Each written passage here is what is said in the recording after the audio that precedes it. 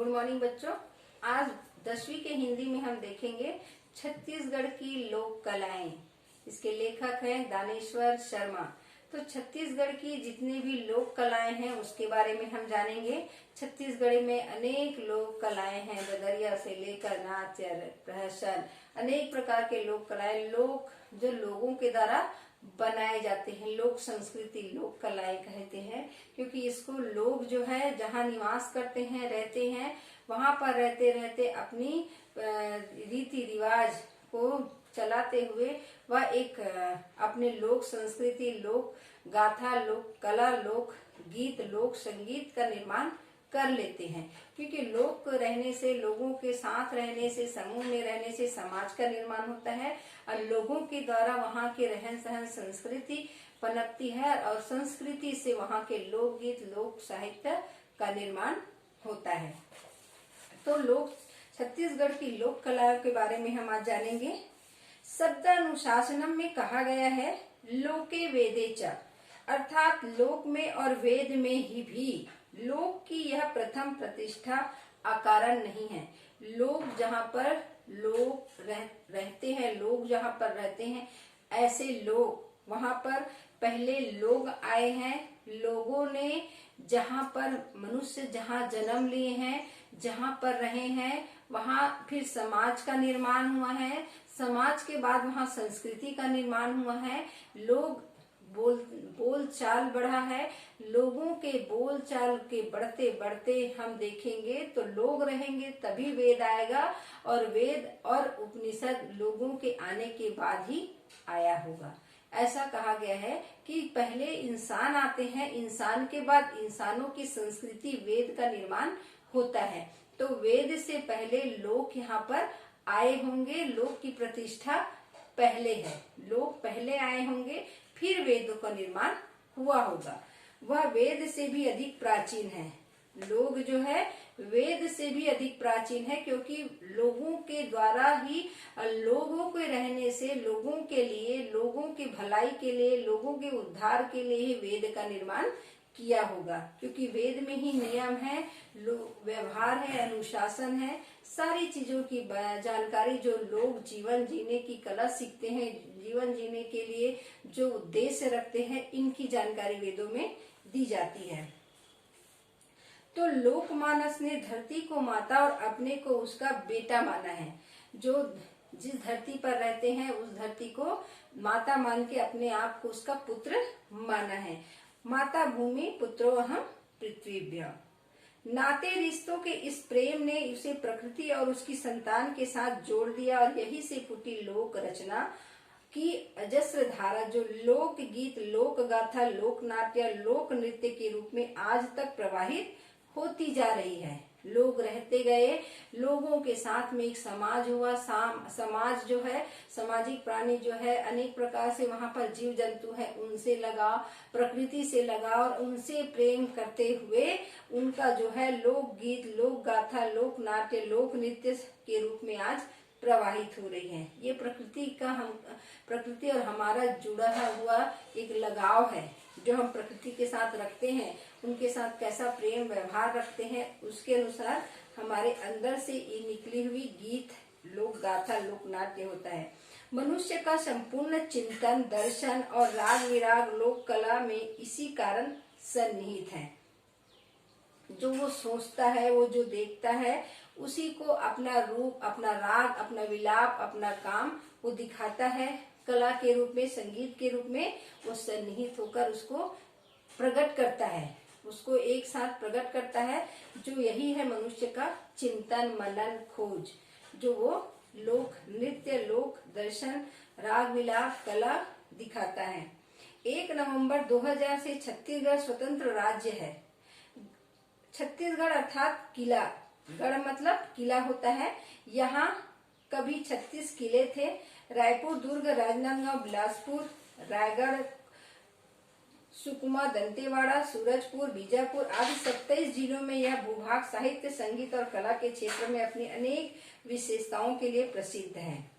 छत्तीसगढ़ को छत्तीसगढ़ इसीलिए कहा गया था कि ये गढ़ का अर्थात जिला होता है, किला होता है, और यहाँ कभी 36 किले थे। 36 किले, छत्तीसगढ़ 36 किलों में बटा हुआ था। और जो दुर्ग जो है, जो शिवनाथ नदी है, शिवनाथ नदी इसके उस पार 16 और इस पार 16 गढ़ बताते थे कि इसीलिए इसको छत्तीसगढ़ कहा जाता था।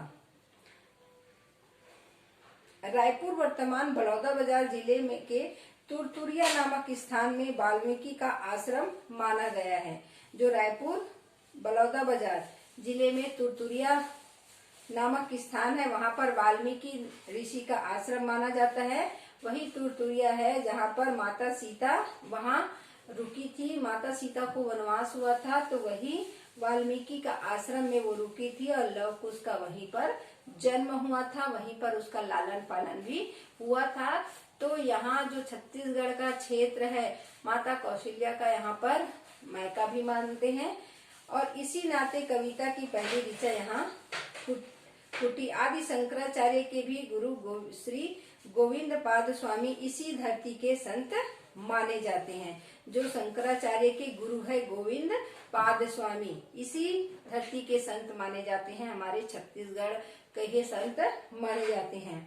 संगीत और कला के क्षेत्र में भी इसी प्रकार की अनेक बातें कही जाती हैं। संगीत और कला के क्षेत्र में भी अनेक बातें कही जाती है। तो लव कुश का भी जन्म वाल्मीकि के आश्रम में तुरतुरिया नामक स्थान में ही माना जाता है, क्योंकि जब सीता माता को वनवास हुआ था तो वाल्मीकि के आश्रम में वो रहती थी और वहीं पर उसका लव कुश का लालन पालन हुआ था। छत्तीसगढ़ लोक कला का भी गढ़ है। यहाँ खेत खार, पर्वत, नदियां, वन उपवन सब गाते हैं। यहाँ कहा जाता है कि यहाँ के जो खेत हैं, खार है, वो भी पर्वत, नदी, उपवन सब गाते हैं। गेहूं गाए गीत खेत में और बाजरा झूमे नाचे, चना बजाता घुंघरू छन छन। क्योंकि गेहूं गाता गीत, जब गेहूं की बाली निकलती है, जब पीले कलर का हो जाती तो सूखे के कारण जब वो हवा में ऐसे हिलने लगता है तो उससे खनखन की आवाज आती है, उसमें आवाजें आने लगती है। तो उसकी आवाज को अगर ध्यान से सुनोगे तो ऐसा लगेगा जैसे जो वो गीत गा रहे हों। और बाजरा झूमे नाचे, बाजरा का भी जब वो ये निकल आता है तो वो हवा में झूमने लगता है। चना बजाता घुंघरू घन घन, जब चना भी पक के तैयार हो जाता है, पीले कलर का जब कटाई का समय आता है तो सूखने से उसमें भी खनखन की आवाज आती है। जब चना का जो पौधा है वो हिलने लगता है हवा में तो उसमें भी खनखन की आवाज आती है। और मूंग जो कविता बाँचे लोकगीत की कड़ी कड़ी में, मूंग जो है जो कविता बाँचे, जो कविता कहते हैं, क्योंकि वो मूंग जो है बहुत एक बड़ा सा मूंग का जो ये रहता है उसमें बहुत सारे बीज होते हैं, तो कड़ी को वो बांधे रखती है कविता को। वो उसी से कहते हैं लोकगीत की कड़ी कड़ी में, अनेक कड़ी में एक एक बीज वो बांध के रखते हैं, क्योंकि गुच्छे के गुच्छे उसमें फले रहते हैं और एक फल में बहुत सारे बीज होते हैं। लोक कला का जादू ऐसा इसीलिए कहा गया है कि वो कविता कहते हैं, क्योंकि अनेक एक एक बहुत सारा गुच्छा होता है और एक एक गुच्छे में जो है बहुत सारे बीज होते हैं। तो एक पद्य में बहुत सारे उसका हम अर्थ लिख सकते हैं, अर्थ विस्तार होता है। वैसे ही एक बीज में एक फल में बहुत सारे उसमें बीज होते हैं। तो कह रहे हैं कि मूंग भी अपने हिसाब से गीत का निर्माण करते हैं, कड़ी कड़ी में गीत का निर्माण करते हैं, जीवन का सरगम सजाता है। लोक कला का जादू ऐसा कदम कदम बंधन लगाता है।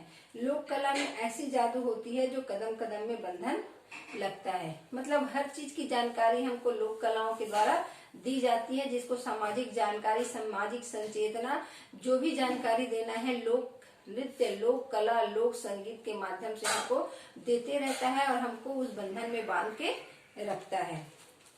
लोक कला के इन जादूगरों का लंबा इतिहास है, किंतु आज भी छत्तीसगढ़ में ऐसे सैकड़ों कलाकार हैं जिन्होंने देश के कोने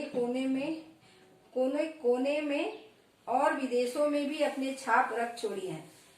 लोक कला के अंतर्गत कुछ प्रतिनिधि लोकगीत गीतों, लोक कथाओं, लोक नाट्य एवं लोक नृत्यों की चर्चा संभव है।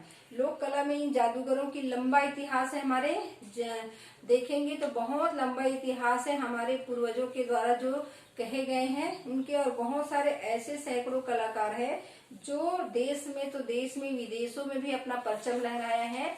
यहाँ विदेशों में उसकी ख्याति है, विदेशों में घूमे हैं। उनके लोक संगीत, लोक कला, लोक फन को बहुत सराहा गया है, लोगों में भाया गया है।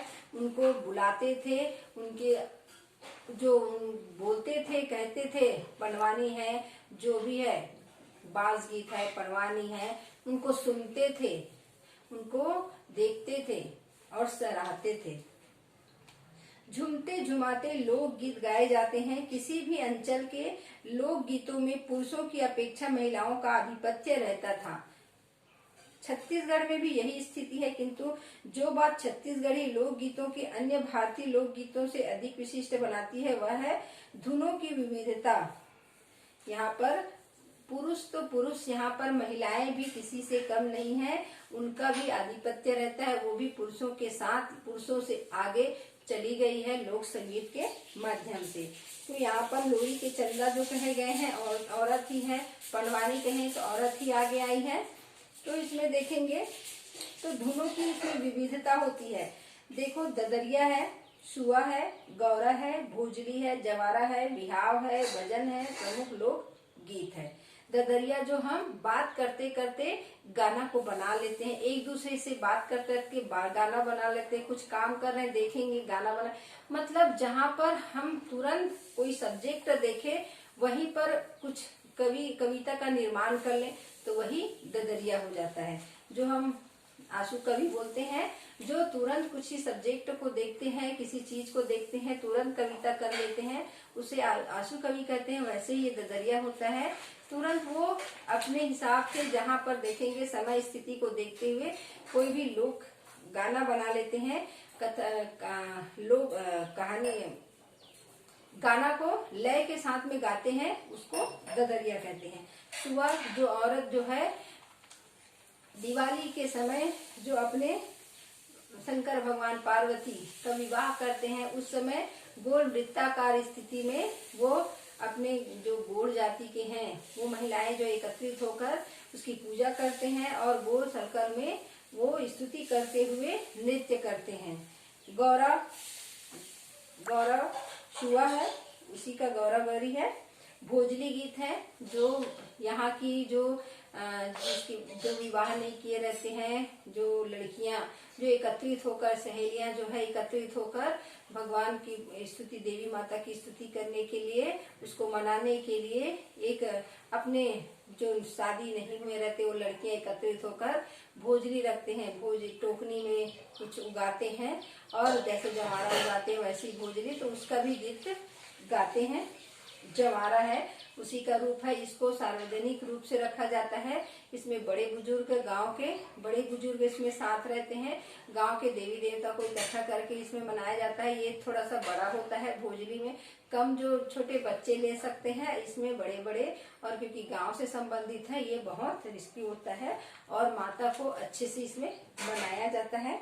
बिहाव गीत होता है, शादी के समय जो गाया जाता है, बरौनी गीत, बिहाव गीत, और भजन प्रमुख लोक गीत होता है। भजन भी गाते हैं क्योंकि जवारा में, भोजली में भजन गाया जाता है, सेवा गीत गाया जाता है और माता का भजन किया जाता है। ददरिया श्रृंगार गीत है। श्रृंगार क्योंकि ये हम एक बोलते हैं नायक नायिका के बीच का वाद विवाद या एक दूसरे के लिए गाया जाता है ददरिया।